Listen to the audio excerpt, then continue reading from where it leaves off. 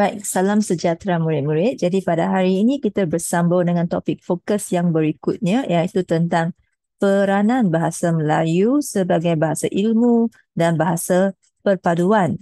Yang ini salah satu jenis kata kunci lah yang mungkin berkaitan dengan topik ini, tetapi dalam topik fokus kita, topik dia adalah akta bahasa kebangsaan lah. Kalau ikut buku teks pun topik ini ialah bahasa Melayu sebagai bahasa ilmu dan bahasa perpaduan. Jadi topik fokus dia adalah terhadap satu yang bahagian inilah, akta bahasa kebangsaan. Okay. Jadi bila kita sebut akta bahasa kebangsaan, kita imbas kembali topik semalam. Semalam kita belajar tentang maksud perpaduan dan integrasi nasional, dan kita telah pun lihat apakah usaha yang dilakukan oleh kerajaan untuk menyelesaikan, untuk mengatasi masalah perpaduan ataupun mengukuhkan perpaduan dalam kalangan rakyat Malaysia. Dan salah satunya tidak lain tidak bukan ialah bahasa yang kita gunakan, sebab kita dah lihat sebelum salah satu cabaran sebelum kita merdeka ialah sistem pendidikan kita akibat dasar ataupun pentadbiran British di negara kita, di mana telah melahirkan pelbagai jenis pendidikan vernacular. Sekolah Cina, sekolah Tamil, sekolah Melayu, sekolah Inggeris. Jadi semuanya itu menjadi satu faktor yang memisahkan rakyat pelbagai kaum. Jadi bagaimana kita nak satukan mereka kembali, mengukuhkan perpaduan antara satu sama lain? Salah satu cara yang digunakan di negara kita ialah bahasa. Jadi bagaimanakah bahasa bahasa digunakan sebagai satu alat untuk menyatu padukan rakyat? Jadi salah satunya ialah kita memartabatkan, kita menetapkan satu bahasa rasmi yang perlu dipelajari dan digunakan dalam beberapa situasi yang penting, dan juga dalam kita sebagai satu alatlah komunikasi antara rakyat. Jadi untuk menjadikan bahasa Melayu sebagai bahasa tersebut, salah satu langkah yang telah diambil oleh kerajaan ialah menetapkan, menggubal satu undang-undang untuk menetapkan kedudukan, mengangkat kedudukan bahasa Melayu, iaitu Akta Bahasa Kebangsaan. Jadi ini ada dalam perlembagaan kita lah sebagai Akta 32, di mana dalam Akta 32 ini, Undang-Undang Malaysia ni ada satu bahagian ini yang menetapkan kedudukan bahasa Melayu. Jadi kita zoom kepada buku teks bahagian inilah, sebab inilah yang dikatakan sebagai bahagian fokus dia, iaitu bahasa Melayu merupakan bahasa rasmi yang digunakan sebagai alat untuk memupuk perpaduan kaum. Jadi ini adalah pengenalan dia lah, di mana mengapakah kita ada akta ini, sebab bahasa Melayu dia adalah bahasa rasmi lah untuk memupuk perpaduan. Jadi dan kemudiannya seperti yang cikgu ceritakan tadi, bagaimana nak angkat tinggi bahasa ini melalui penggubalan undang-undang yang dikenali sebagai Akta Bahasa Kebangsaan pada tahun 1967. Jadi ini adalah lebih kurang, kita lihat 10 tahun selepas Persekutuan Tanah Melayu mencapai kemerdekaan, dan lebih kurang 5 tahun selepas pembentukan Malaysia lah, barulah adanya Akta Bahasa Kebangsaan yang juga dikenali sebagai Akta 32, digubal di bawah Perkara 152 Perlembagaan Persekutuan dan mula dikuatkuasa pada 1 Julai 1971. Jadi sekiranya kita nak baca lebih lanjut tentang apa maksud dia, ada di buku teks kita lah, bahagian tepi ini ada info dia lah, iaitu bahasa Melayu mesti digunakan sebagai bahasa kebangsaan dan sebagai bahasa rasmi dan seterusnya. Jadi kita kembali kepada flashcard untuk bahagian lain.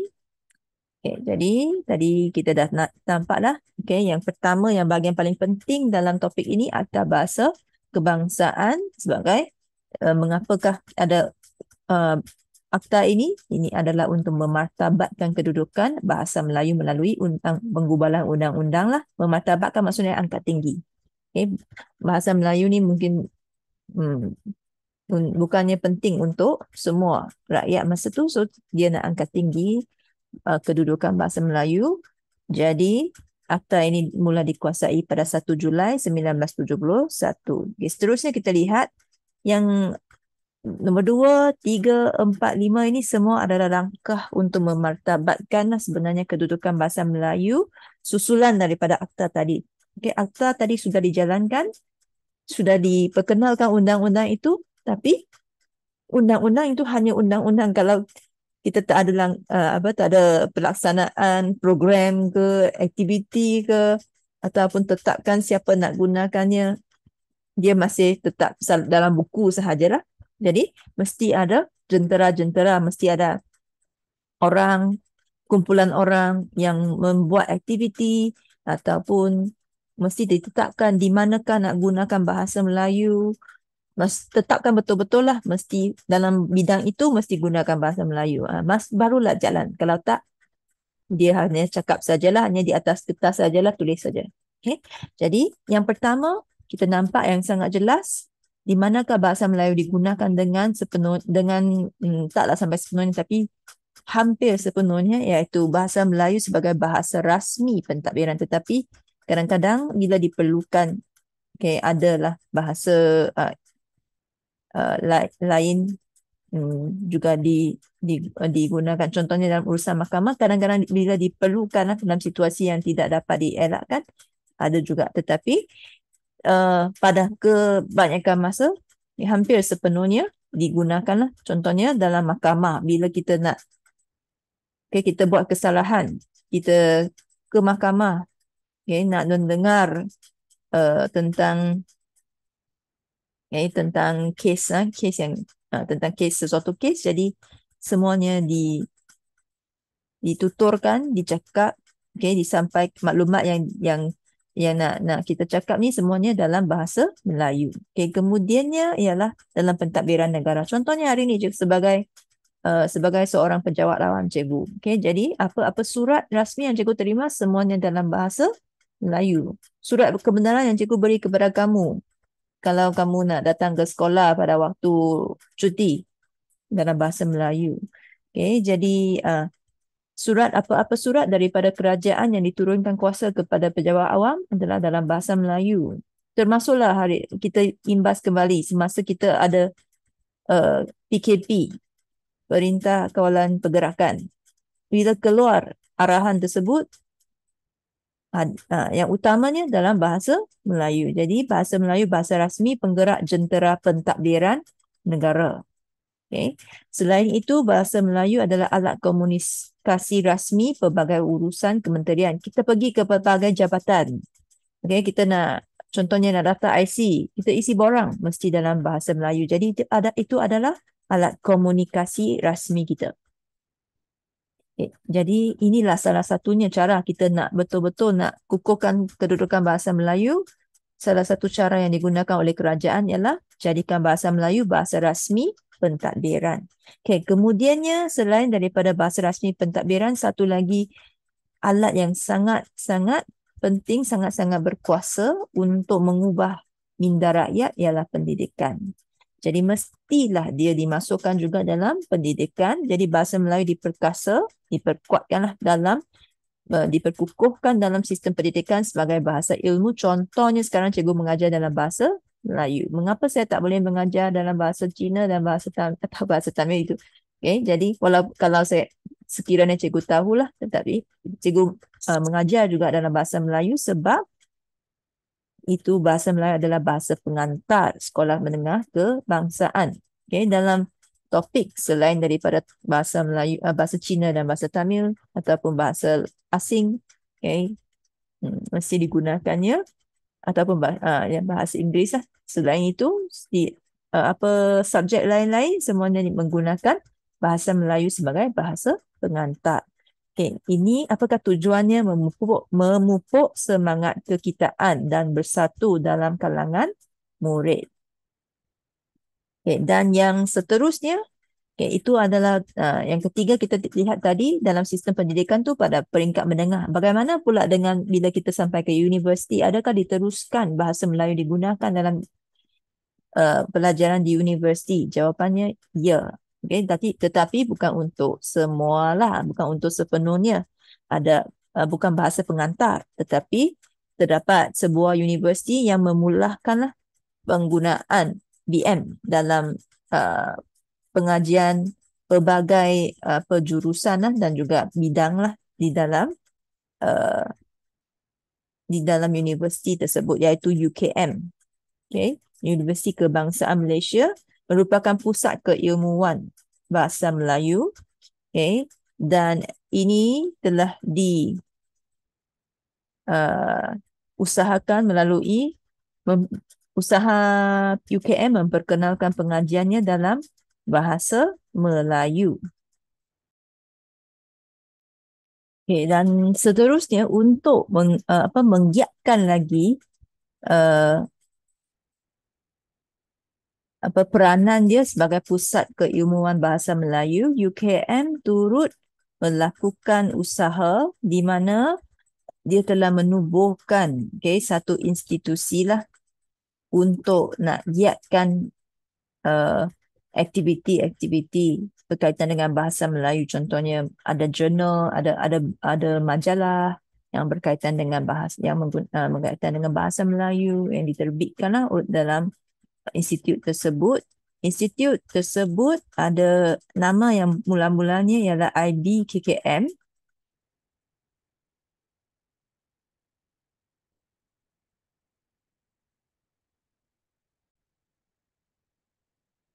Yang bermaksud Institut Bahasa, Kesusasteraan dan Kebudayaan Melayu, dan kemudiannya bertukar nama kepada ATMA, iaitu Institut Alam dan Tamadun Melayu. Okay. Jadi jadi itu adalah usahalah UKM untuk memartabatkan bahasa Melayu melalui penubuhan institusi ini. Kalau kita ingat, kalau kita cuba imbas kembali, kita pernah belajar pada bab 2 tingkatan 4 tentang SITC, dan dalam SITC pun ada satu pejabat karang mengarang yang ditubuhkan untuk menggiatkan aktiviti penulisan berkaitan dengan nasionalisme. Jadi di sini kita boleh agak-agak kita boleh kaitkan ini usaha yang bersifat samalah, iaitu di mana dalam UKM ini, sebuah universiti besar, dia ada satu pejabat, satu tempat di mana untuk melakukan aktiviti menggiatkan bahasa ini, iaitu dinamakan IBKKM, kemudian bertukar nama kepada ATMA. Okay, baik, itu adalah tentang UKM. Dan akhir sekali di bawah usaha nak memartabatkan bahasa Melayu ialah DBP.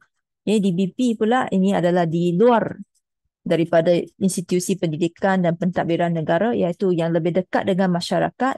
Kerajaan menubuhkan Dewan Bahasa dan Pustaka, satu lagi badan asing lah yang untuk giatkan aktiviti dalam kalangan masyarakat. Biar orang ramai. Jadi untuk mengembangkan aktiviti bahasa dan sastra untuk memupuk perpaduan. Jadi antaranya usaha DBP ialah dia terbitkan buku, majalah, dia mengembangkan bahasa Melayu lah. Dan salah satu aktiviti yang mereka giat menjalankan ialah aktiviti Minggu dan Bulan Bahasa, dan di dalamnya ada satu slogan yang digunakan, iaitu bahasa jiwa bangsa lah, yang bermaksud nak membina masyarakat yang bersatu melalui bahasa.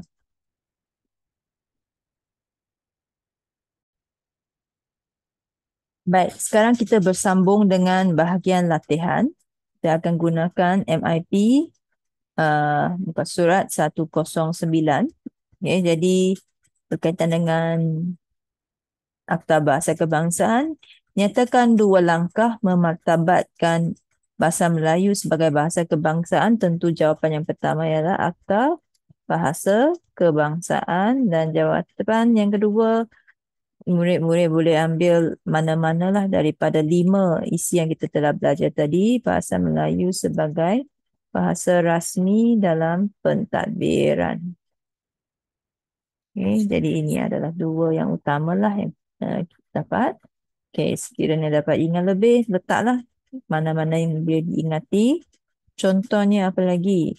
UKM sebagai pusat keilmuan bahasa Melayu. Okay. Jadi soalan B tentang UKM, jelaskan peranan yang dimainkan oleh UKM untuk memartabatkan bahasa Melayu sebagai bahasa ilmu. Jadi yang dimainkan oleh UKM ialah sebagai pusat ilmu keilmuan bahasa Melayu, satu markah, dan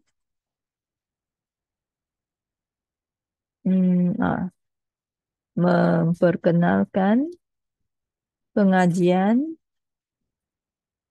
pelbagai jurusan dalam bahasa Melayu.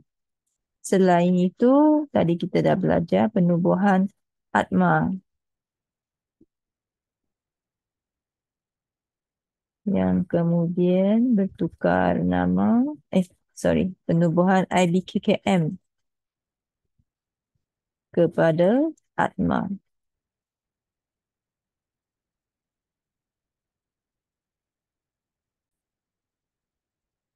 Institut ini menjadi tumpuan kepada sastrawan.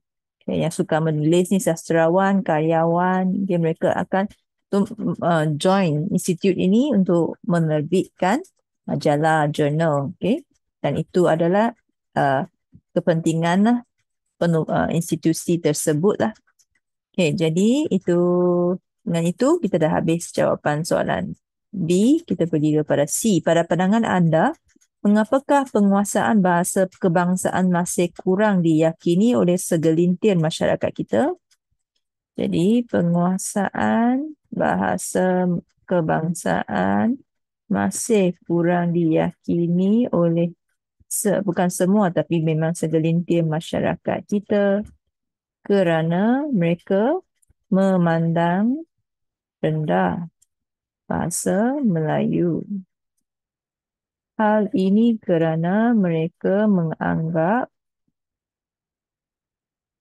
bahasa lain sebagai bahasa yang lebih agung. Oleh itu, mereka lebih minat mempelajari dan menguasai bahasa lain. Contohnya, bahasa Inggeris sebagai bahasa antarabangsa. Ada juga yang menganggap bahasa Cina juga ada penggunaan yang luas, dan disebabkan itu di seluruh dunia, disebabkan itu mereka memandang rendah bahasa Melayu. Okay.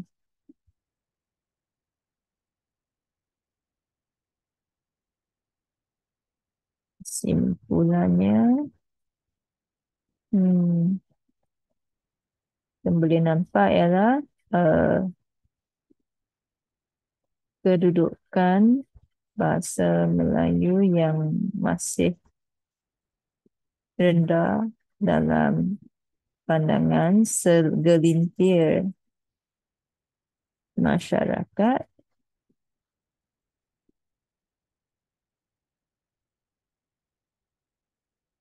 Hmm, Sebenarnya bagi cikgu itu juga adalah maksudnya kekurangan semangat lah national patriotic. Okay, menjadi faktor penguasaan bahasa kebangsaan masih kurang diyakini oleh segelintir masyarakat kita, disebabkan mereka kurang mementingkan perpaduan dengan kaum lain, hmm, kurang mengambil beratlah tentang